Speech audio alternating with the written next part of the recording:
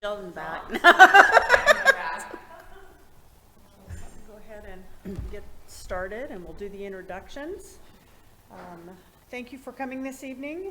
I am Paige Norman, and tonight's evening is hosted by the Education Hill Neighborhood Association. EdHNA is open to all residents of Redmond, even those that fall outside the Redmond boundary description of Education Hill. We are not a homeowners association. We don't make decisions on house color, landscaping, or fences. We are a community of interested citizens involved and invested in our city and in our neighborhood. Meetings are usually held here on the first Thursday of every month and are open to the public. Tonight's presentation is being recorded and will be posted on our Facebook page and our website. This is a reschedule of a meeting that we had to move due to our weather, our snow in February, and so this is Tuesday, March 19th. Tonight our guest speaker is Erika Vandenbrande. She is the City of Redmond Planning Director, and you are also Community Outreach, is that not right? So, community development. Community Development. I will ask that you hold your questions until the end so that Erika can finish her presentation. I do have cards and pens out there if you do want to write any down and you don't want to have to think about remembering them. I'm going to let Erika go ahead and introduce herself, and I'm going to turn the microphone over to her. Thank you very much. I'm Erika Vandenbrande, and I am the City of Redmond's Planning and Community Development Director. So I've been serving in this role since July of last year, so, for several months now. But prior to that, I was 4 years in the mayor's office, where I was one of 2 deputy city administrators that helped run the city. Prior to that, I served in many different roles within the city, including economic development manager, and I've been there here at the city since 2001, and have fully embraced Redmond as my community. Prior to that, I had worked at King County Metro Transit, and I had also worked in Southern California, where I had a couple different jobs and responsibilities, but I'd been there at the Southern California Association of Governments, where I was responsible for planning and policy for environmental and transportation planning there for a 6-county region. So with that, I will start my presentation of, ask a planning director. I think in any different jurisdiction, in any jurisdiction, planning directors do many of the same things in terms of planning, but then there are also some unique twists here in Redmond. So what does the Director of Planning and Community Development do? Listen, listen, and listen. So this is one of the opportunities tonight to listen. I'm out in the community almost constantly and talking with people and hearing, and have done that frankly for my entire tenure, even before I was planning director. But I think that's one of the most important things that any director in the city of Redmond can do. Meeting with community members, business owners, developers, council members, representatives from neighboring jurisdictions, and other partners to identify issues of concerns and trends. Internally within the city, what a planning director does is lead and guide staff to analyze demographic data and trends, and also to work with the community to plan for the future in terms of comprehensive planning. I'm going to give you some examples of this a little bit later, but engaging the community to help inform choices. And this is one of the things that the city really wants to move forward with intention, that we have heard very strongly about the both desire and the want for the community to be more proactively engaged as a partner to help inform the choices as we go forward with both our current planning and then our future planning choices. And then, there's the bread and butter of developing regulations that protect the public health and safety and implementing that plan that we develop with the community for the future. And all the permits, whether you're a large development like the Microsoft Refresh or a permit for a hot water heater. So planning department does those things too. And then in addition, and this is where some of the unique things come in with Redmond, these activities are not necessarily housed in a planning department in every jurisdiction, but Redmond has human services, affordable housing function, commute options, tourism, and then code enforcement, just, to name a couple. So this is an example of the kinds of things that the planning department does, is to be able to take data that are produced by the Puget Sound Regional Council and then also by the census to be able to look at different changes over time. So this is, again, just an example. And what this does is it shows that during this particular time period, that up until about 2012, 2013, population and housing roughly tracked along with each other, but then things started to diverge. And what that does is that when you look and you sort of look underneath the data with that, it shows that we're having more people coming into the area and that we're also into the city than housing is being produced. And so the very supply and demand tells us that the housing prices are going to be going up because there's scarcity of housing, and that's true for both products that are owned as well as rented. This is true not only in Redmond, but for, throughout the entire region. And we've talked about housing crises, homelessness, etc. And these are all intertwined with each other. Again, Redmond is a growing city that we've grown, quite substantially in population and in jobs over time. And, I think that one of the important things to keep in mind with this is that we can't really stop this growth, but what we can do is manage it and focus it. And the way to be able to, have to go the other way.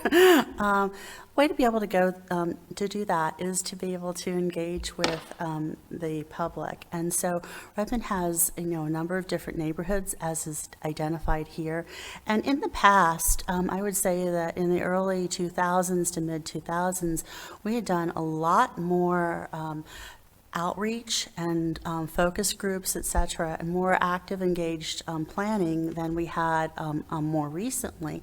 And part of that is that we were level setting and laying the table for future planning and growth. And what I will show you then in the next slide is that our vision had always been to have 2 urban centers in downtown and Overlake, neighborhoods that connected to those centers, and high-quality responsive services with an engaged community.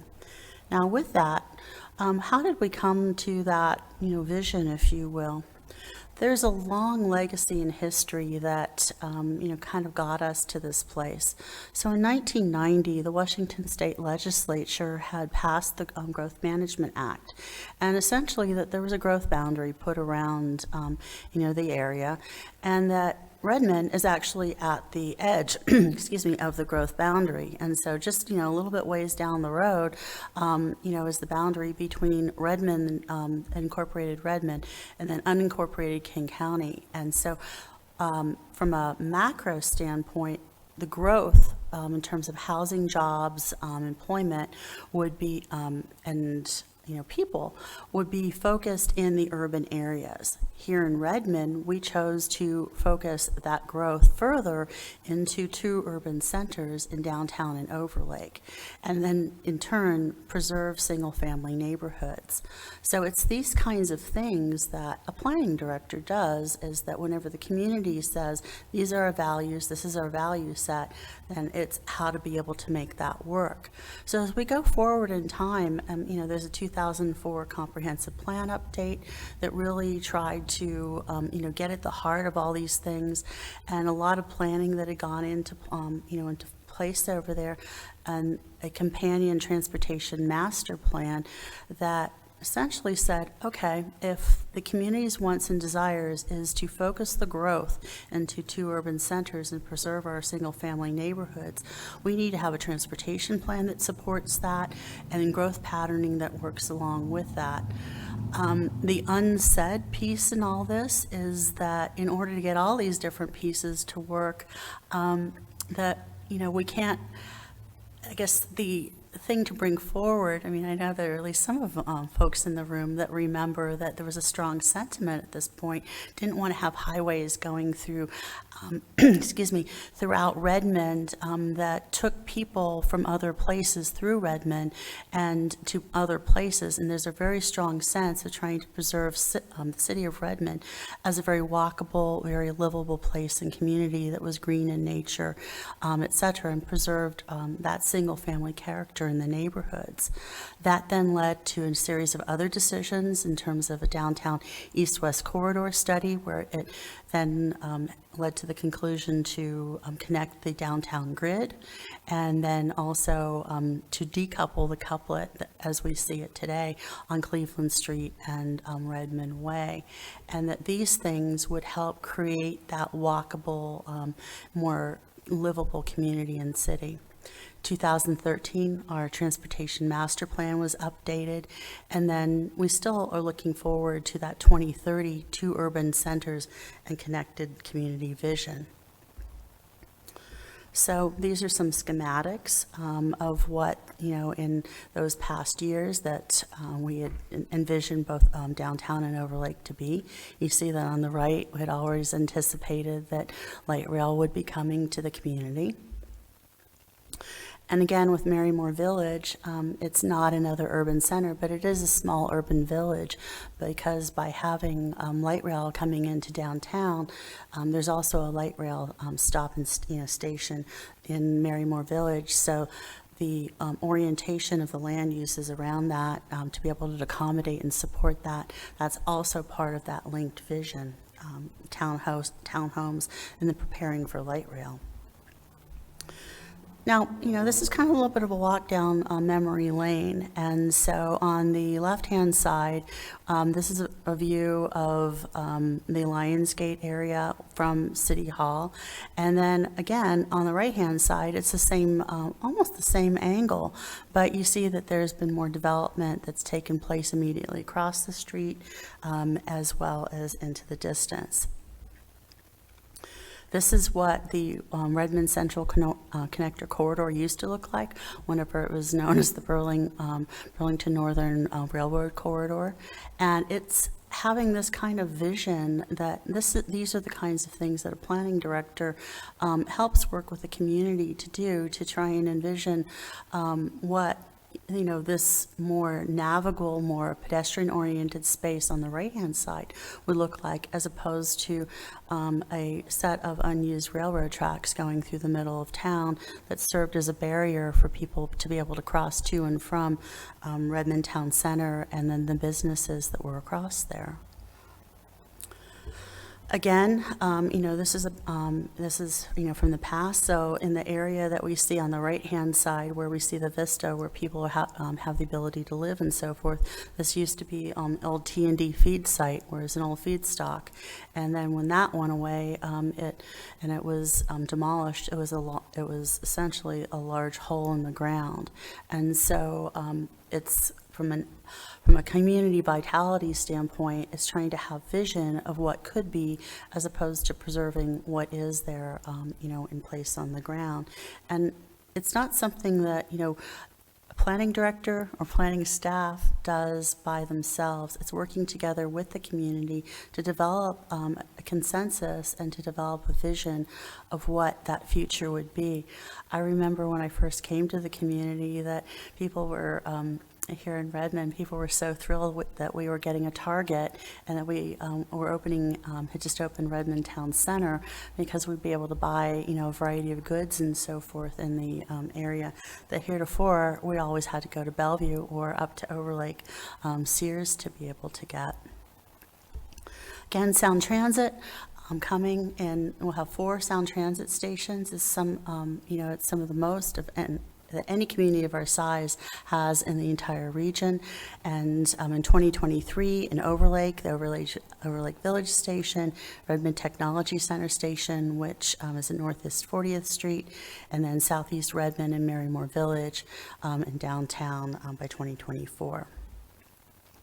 So, here, Sound Transit, fully acknowledged, they're the ones that are building the light rail and so forth, but the city does have a substantial role in this. So we coordinate with Sound Transit because there are transportation improvements in terms of infrastructure, and then a variety of other things in terms of land uses that need to be coordinated before the light rail actually gets put into the ground and starts operating, because all the things that go underground and on top of ground, we need to coordinate that beforehand, because once that sound transit infrastructure is in place, it becomes very costly, if not impossible, to put the underground utilities and roadway improvements, et cetera, in. So we work very strongly to be able to ensure that that works out okay. And then transit-oriented development. Again, with that philosophy of preserving our single-family neighborhoods and focusing our growth in our centers, congruent with the vision that we developed together with the community, is to get that transit-oriented development, which typically means having more density and higher height with regard to multifamily residences, apartment buildings. So timeline, in 2017, we completed the two-way street conversion.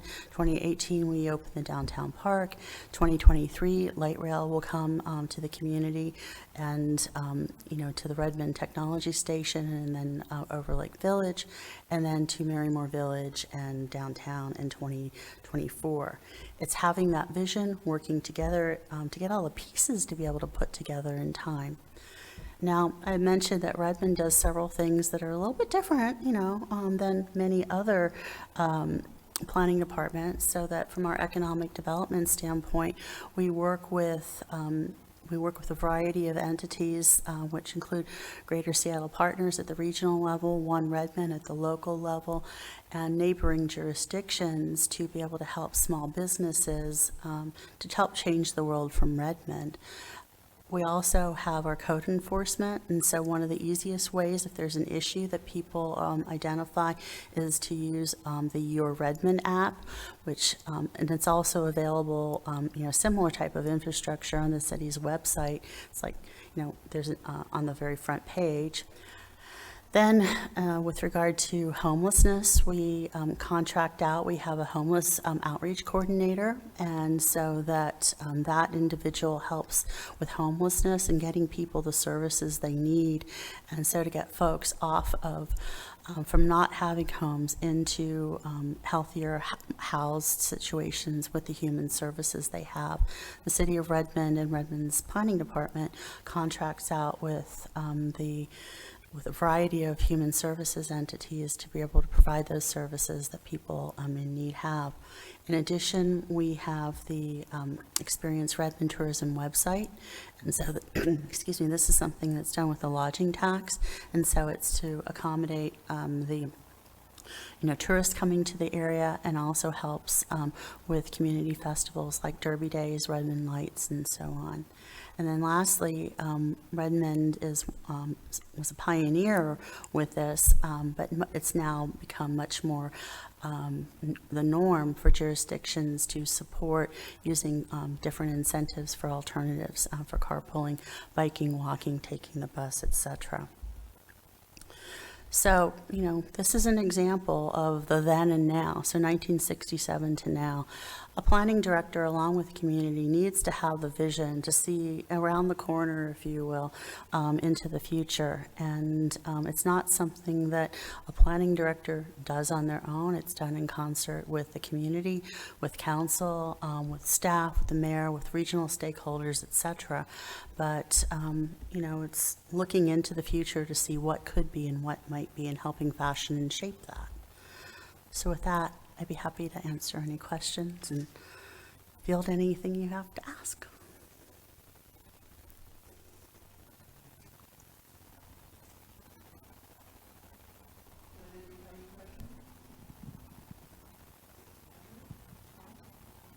No?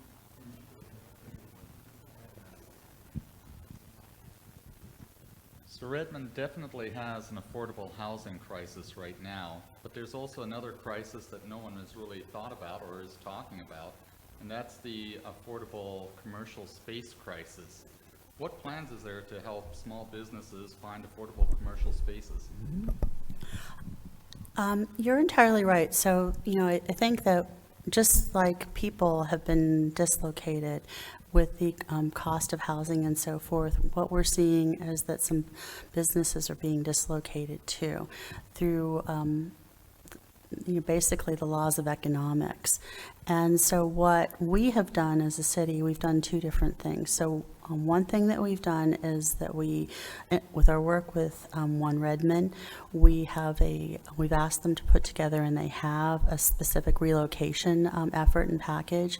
And so that is available not only on their website, but then to be able to contact them. So they work with trying to find additional space for people. They look for alternatives with a broker, and then they look for other options within the community first and foremost. The other thing that we do is that whenever new buildings are being built in, we negotiate with the developers coming in to try and get them as a concession to make space that is available to local businesses. Now, one of the challenges with that is that with any new construction, it typically is more expensive than an existing space that's been there for quite a long time. And so what we've done to be able to try and address that is that we've been looking at and researching different programs throughout the nation where there's ways that others have sought to address that issue. And we have also, again, whenever there's new development coming in, and we're trying to seek, something that is a deviation, we ask for a public benefit in return. And so one of those public benefits that we have offered for them to look at is to be able to provide reduced rates to local businesses that would be dislocated because of the growth. One of the challenges that we have in terms of being able to address that issue specifically is a state constitutional prohibition with a gift of public funds, so that unlike with housing and so forth, where there are there's direction that we can be able to deal with that from a state perspective, for a private business, we really can't give a gift of public funds to subsidize. And so what we try to do is to find an alternate location and work in that way.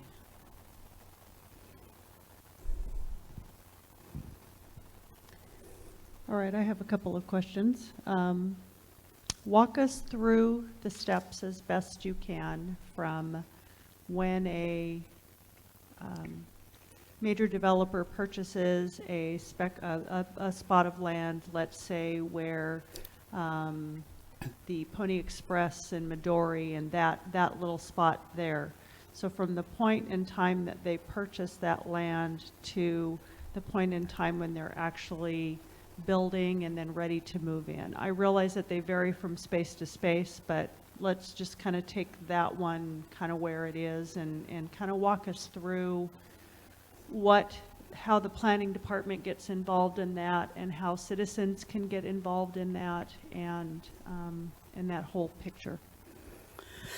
So it's a very long-term, multi-year process, and so whether it's that or any other type of development, typically, someone coming in will not purchase the property, but they'll put an option in to purchase the property, and they go through and do due diligence as part of that. And as part of that due diligence, they go through and look and see, things like water table, is what they're proposing feasible? Is it allowed within zoning? Et cetera.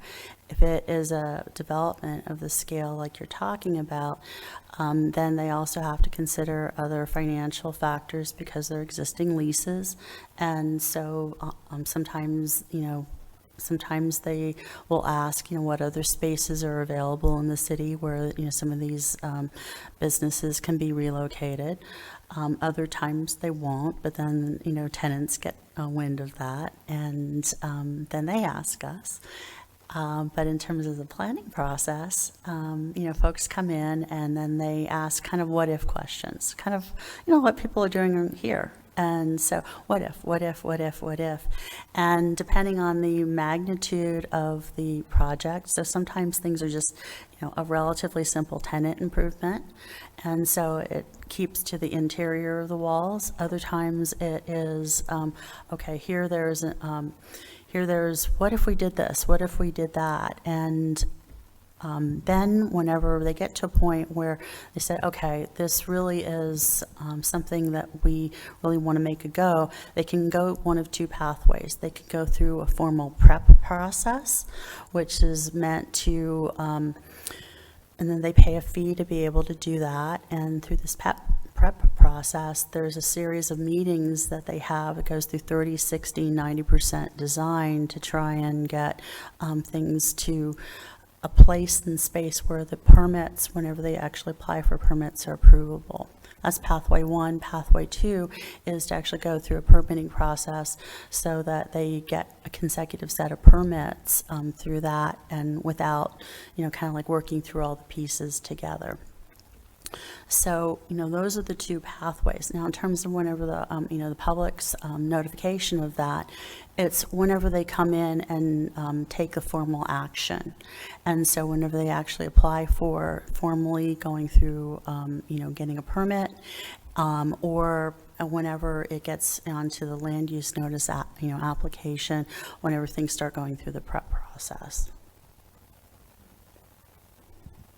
And so at what point can the citizens get involved in, if they're concerned about losing business space or losing farmland, or how that particular project is going to affect them? Because it seems like a lot of people don't know anything's going on until that yellow sign goes up.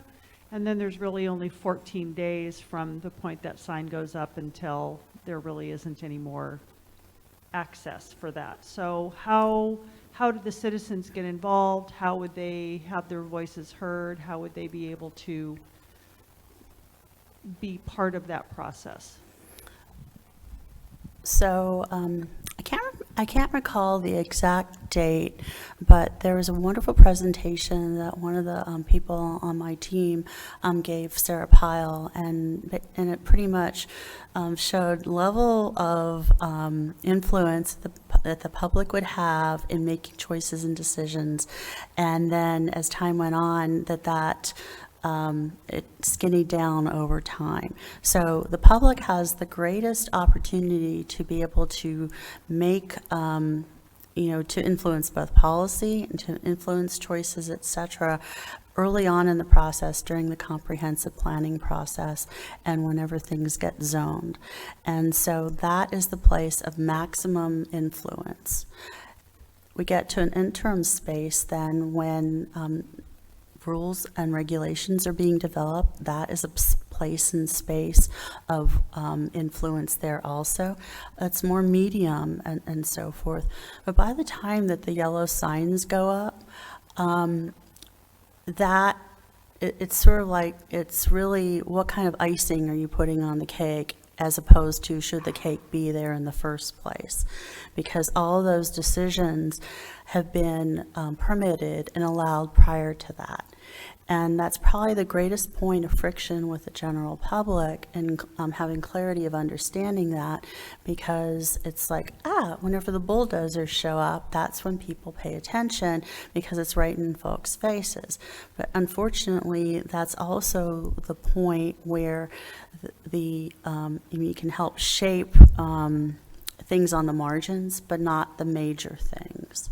And the reason for that is because there's zoning that has been put in place. There have been rules and regulations that have been put in place that allow for whatever that is to occur.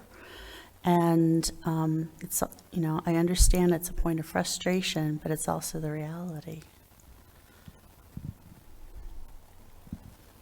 I'm going to have one more follow-up question.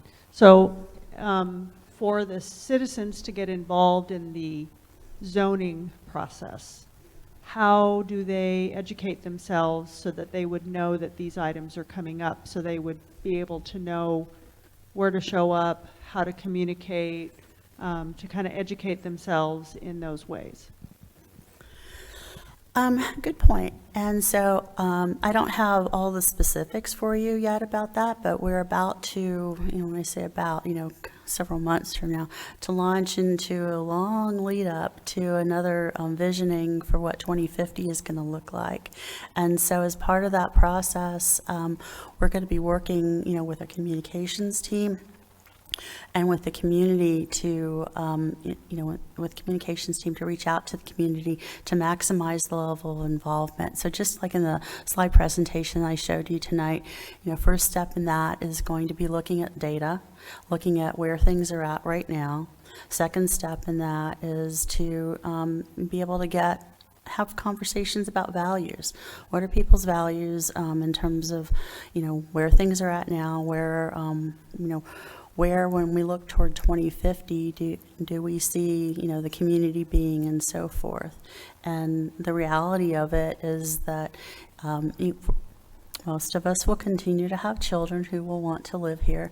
Hopefully several of us will get older to be here. And with the jobs and the economy, hopefully we continue to prosper. And so it's trying to work through those dynamics to be able to accommodate those things we know as growth, but to do it in a way that preserves the character that I think that we all appreciate in terms of our value set. And we've made some choices and decisions previously, as I had mentioned, about focusing our growth into our 2 urban centers and then also into Marymore Village. That will continue to occur, and the reason for that is that to try and downzone or decrease the level of density from that has legal implications for the city. And when I say the city, it's not just simply the city as an organization, it's for us as a community. And because that essentially could constitute a legal taking and of someone's property rights.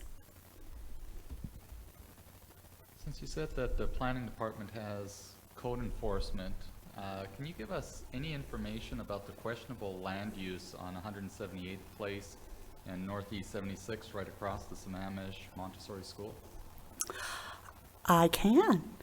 And so, again, this is one of these interesting issues about a property owner having a piece of property, and then the city having to be cognizant of property rights and a property owner's ability to exercise those property rights, but then also with regard to zoning. So we are currently in the process of having a dialogue with a property owner, and I truly believe that we will have that issue resolved before summer sets in. But it is one of an issue where we've sought clarity about the specific use that the owner is seeking to have there. And several of the uses that have been identified to date are not allowed uses in that particular area and zone. And so I can say that we're working on it very proactively, but to say anything more than that would be not prudent.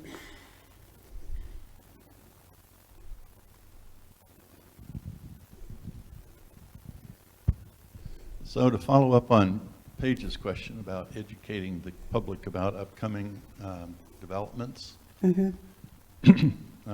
public engagement is one of those soapbox issues of mine, as you probably I never know. knew that. And one of the recommendations that were made in that was perhaps when people are encouraged to participate in the comprehensive plan process, that's fine within the policy and within the overall structure of the way the planning and the city process works.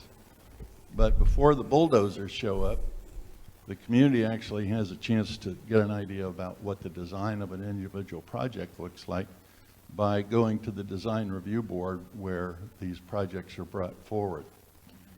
And a recommendation of myself and others is that that role of the design review board be brought into higher relief and perhaps televised so that people can see what sketches of, say, a Sears program looks like before you have yellow signs show up.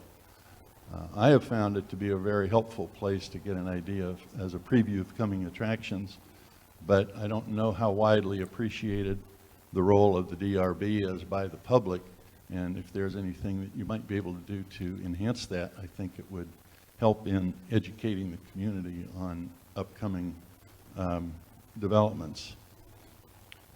Any thoughts on that? As you might imagine, I've got a few questions, and I don't want to overly dominate the conversation. So I do have a few thoughts about that. So one is that both through extensive conversation with both yourself and others that in the community, I agree with you. And I agree with you that having a closer integration of, the kinds of things that are brought before the design review board, and then having that integrated into, the project descriptions and so forth. So it was one of the things that in our new website update, that we're seeking to have project pages for the major projects, so those two things get linked together. We're not quite there yet in our current space and time, but we're working toward getting there. For new major projects that are underway or that are about to become underway, that's one of the things that we're trying to do. And to have those things linked together so that they release those visuals and so forth. We're also trying to not have it so, here's a piece here, here's a piece there, and then having to, connect the pieces yourselves, but that we are able to do that so it becomes a little bit more decipherable to the average citizen. I guess the short answer is we're working on it. We're actually working pretty hard on it, but there's a lot of things, all the moving pieces to be able to put together. Over probably the last 6 years, I've provided a number of recommendations. I've never got any response on how some of those might be integrated along the line you've spoken of. I'm glad that you're listening, but sometimes we need to interact a little bit more dynamically. Fair enough. And I think that I myself finally feel now I'm in a place and space where many of the things that I've heard in the different roles that I've had at the city that have both the ability to influence from a planning standpoint and then from a communications standpoint. We have a new web platform that allows that dynamic nature of things being able to be linked together. And I think that a couple of different things, about that is that until we've at least had sort of proof of concept now, I think that there are a lot of things that will be happening fairly rapidly over the next 6 months to a year to be able to address many of the kinds of concerns that you and others have identified. And it's just trying to get the technologies in place to be able to do that, and then getting the right pieces of information to be able to link it all together. I apologize that you don't feel like you've been heard in terms of things being reflected back, but I can assure you that I very strongly heard what you've said. Hearing is great, but dealing with individual topics on the merits would be useful. There may be some things which don't make sense or couldn't be implemented, but there may be other ways that maybe we could say, well, if we try this, how about that? I documented in the last budget process extensive audit trails of some of these questions and issues, and have yet to hear anybody respond to it. Okay, I'll go back and take a look at that. So back on the design review board and the planning department, can you explain again for educational purposes how planning department, city council, and design review board work together for a project?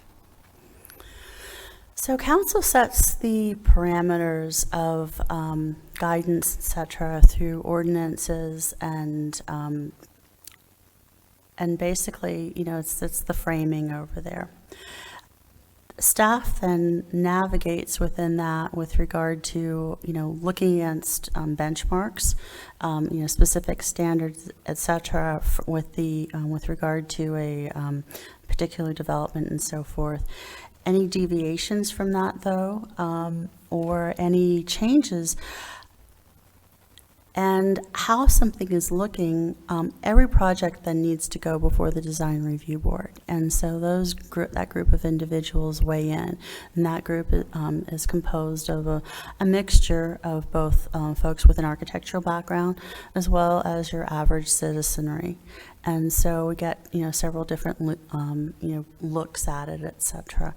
And they make recommendations and you know, essentially they provide feedback to the applicant on what would be congruent, you know, from their standpoint and looking at it from a multiple set of perspectives. I think that, quite honestly, some of the things that folks may find the most irritating in terms of design aren't necessarily because of those of the design review board or the staff or anything. It's just simply the way that the original standards had gotten put into place, and so that whenever you prescribe things so quick, you know, to constrain, well, you can't do this, you can't do that, can't do this, and it's like when you do that, you kind of box people into what they can do. So I have a question about impact fees. And it seems to me that there are ways that the city could have the developers help with things like traffic infrastructure, schools, and various things like that. And the district, you know, has a pretty set calculation of how they calculate their impact fees, and I'm wondering, how does the city work on impact fees and how that affects the various developments, and then how the bigger picture, the ripple effect, how that affects the schools and the transportation and left-hand turn lights and two-way streets turning into two one-way streets and various and sundry things like that. So again, that's a very broad brush question, but my question is how do we, you know, how do the impact fees affect all of that, and is there a way to change that, mitigate it, work with other agencies to make it better?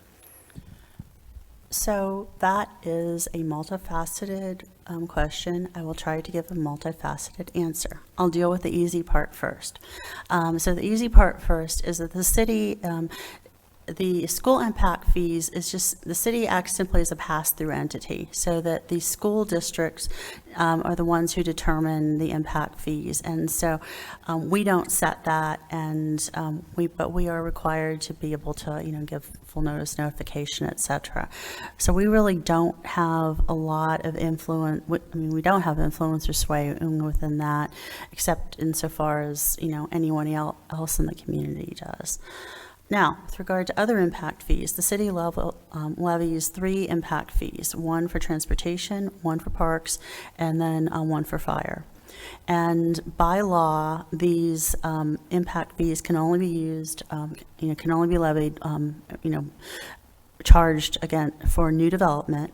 So they can't, and the impacts need to be proportionate to the impacts that new development would create.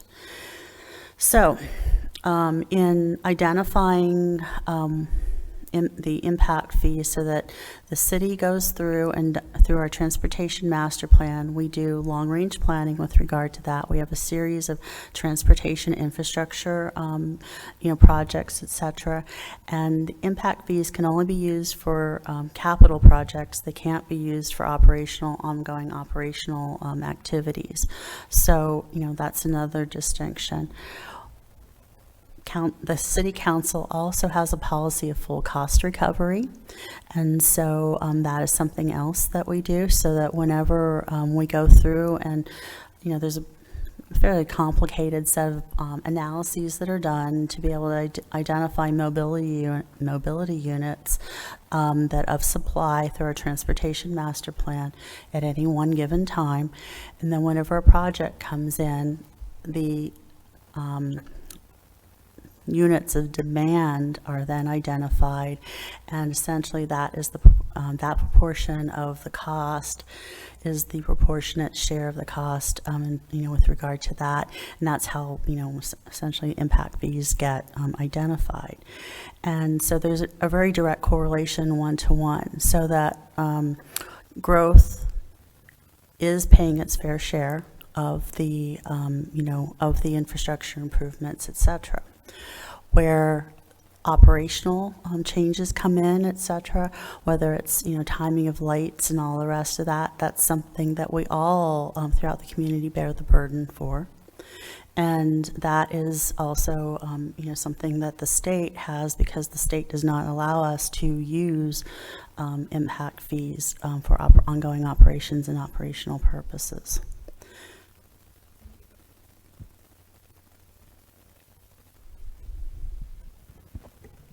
So I'd really like to congratulate the city on the neighborhood conversations that we've been having. I think they're really a great interchange and opportunity to have some face-to-face conversations without the artificiality of speaking from a podium.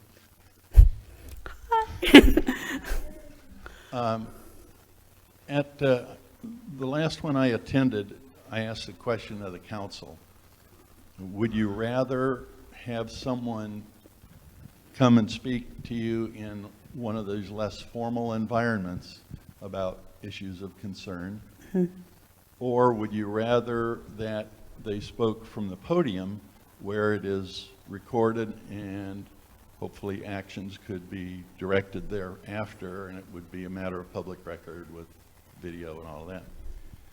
What is the protocol, or what is the status, or what would the outcomes be of comments from the public meeting, from the neighborhood conversations that are held around the city?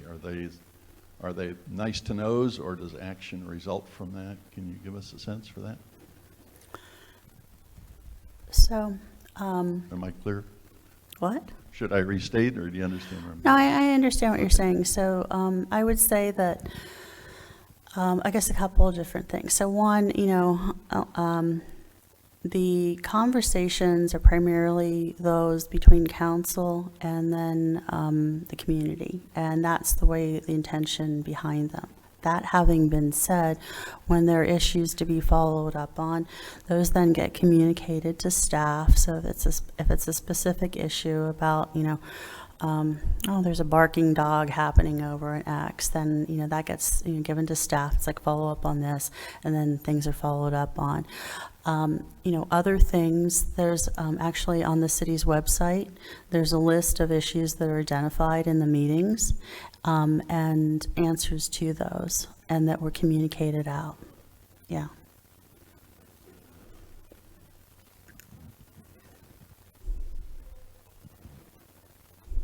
Is that it? Any other questions? You guys follow the next door? The question was, does the city follow the Nextdoor app Cascadia stream? So this was Ask a Planning Director, not Ask a Communications Director today. And I'll be candid, I'm not sure what all the different social media interests that we're following right now, because things have changed a little bit. And so I don't want to misspeak to you.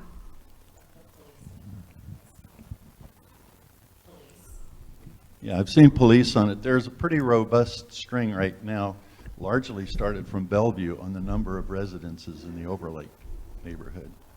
And I would commend it to you for your attention to get a little vibe from both sides of the border. It actually brings up a question that I've got about how frequently are there joint meetings between the city of Redmond and the city of Bellevue on such things as development in Overlake and traffics and all of that kind of stuff. So that's an issue that the political leadership would answer.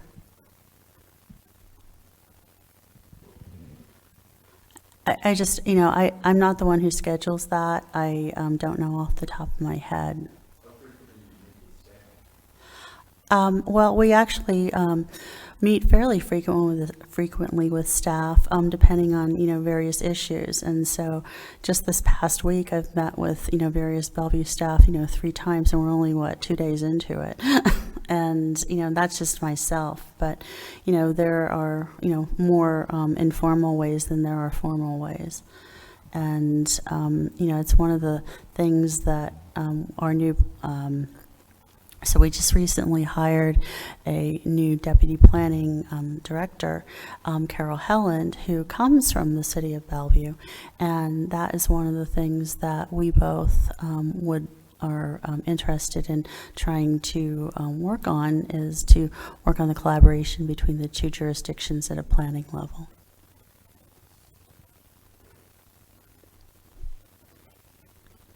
I have one last question. I don't know if anybody else has any. One of the things that frequently frustrates me with new development, I'll reference the Redmond Triangle and the Station House lofts. By the way, Station House lofts are my favorite new building in the city of Redmond. The rest of them are really fairly unattractive. But the biggest frustration for me is what appears to be a significant lack of parking. If there is expected to be any kind of commercial retail in these businesses.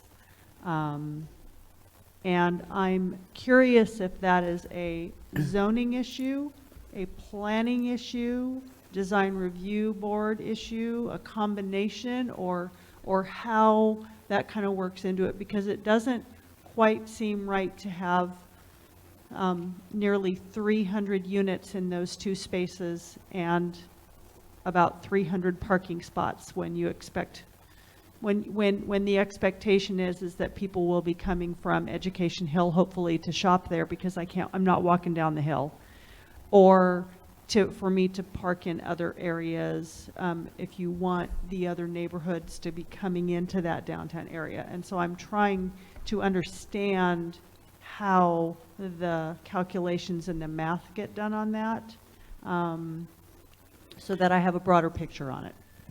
Okay.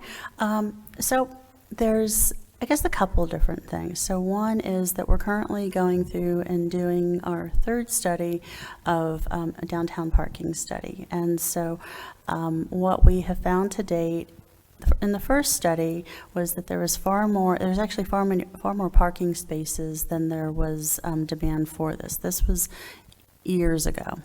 As time has gone on, there's actually been, there are parking spaces, but they're just not, there's only a finite number of people that can park in a parking spaces immediately in front of any one given business. And that is just reality mathematically. There are spaces that are identified in each of the buildings, and what we've been trying to do as the new buildings are being built to have parking that is associated for public, publicly accessible parking to be better identified, because underneath these buildings, there is actually a fair amount of parking. Then, in addition to that, I knew I was going to get this question, so I have another slide here. We have parking spaces in the downtown, so that there are on-street parking spaces. There's what we refer to as the sky painting parking lot in downtown Redmond off of Bear Creek Parkway.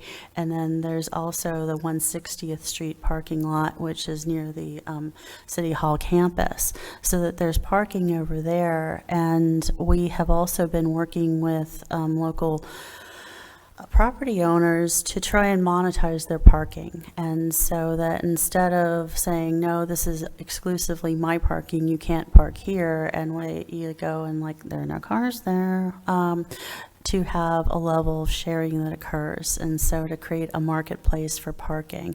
And we've had, it's like limited success to date, just simply because there's still, believe it or not, enough parking in downtown if you walk far enough.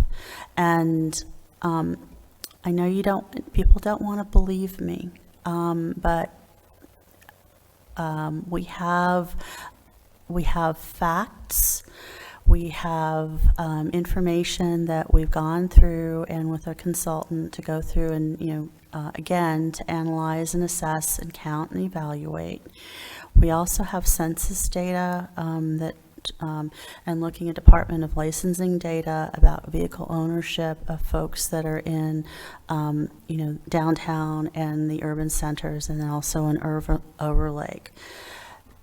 The level of home ownership, or not home ownership, well, if they're renting, they don't own homes, but the level of car ownership, there are many carless households over there, so they don't own cars. We talk with the property owners and the property managers there, and so many of the parking spots that are behind the gates that are for the residences are actually going unused. So we've been talking with them about ways to be able to monetize that and have them more successfully available to the public. We've also been negotiating with other property owners to create banks of publicly accessible parking. We haven't gotten these agreements in place yet, but we're working on that.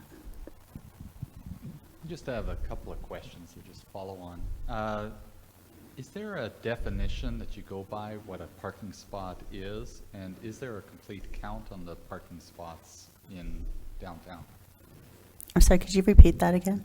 Is there a definition? Because I know a few years ago the city was fighting over defining what a parking spot is. Has that been nailed down now? And is there a full count on the number of parking spots in downtown?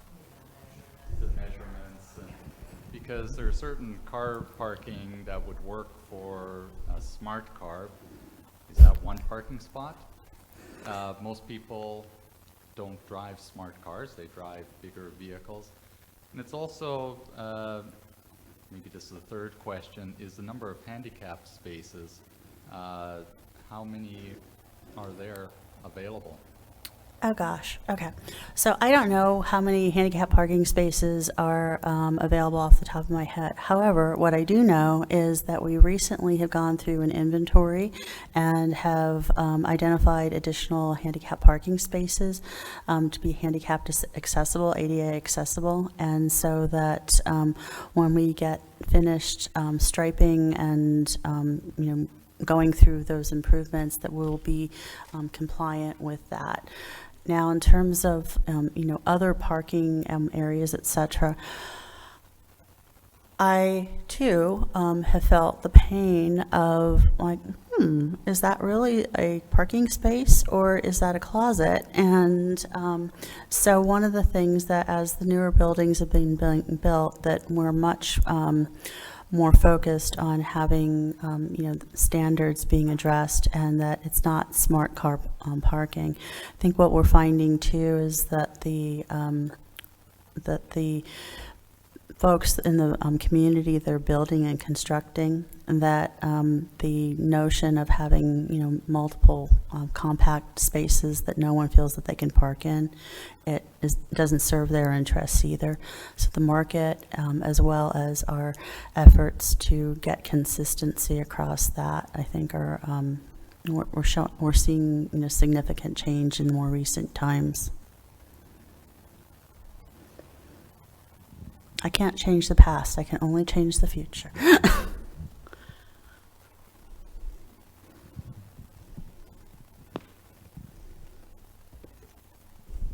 Well, I guess with that, if there aren't any other questions, I want to thank you so much for coming this evening, and thank you for the presentation and answering our questions. If you do have any other questions, do you have business cards with you this evening? do. Or do you mind if I read off your phone number and your email address? Oh, please go ahead. You can contact Erika at 425-556-2457. That's her work number. Or Vandenbrande at redmond.gov. That's EVANDENBRANDE at redmond.gov. Thank you very much. Thank you very much for having me here. Oh, you guys are so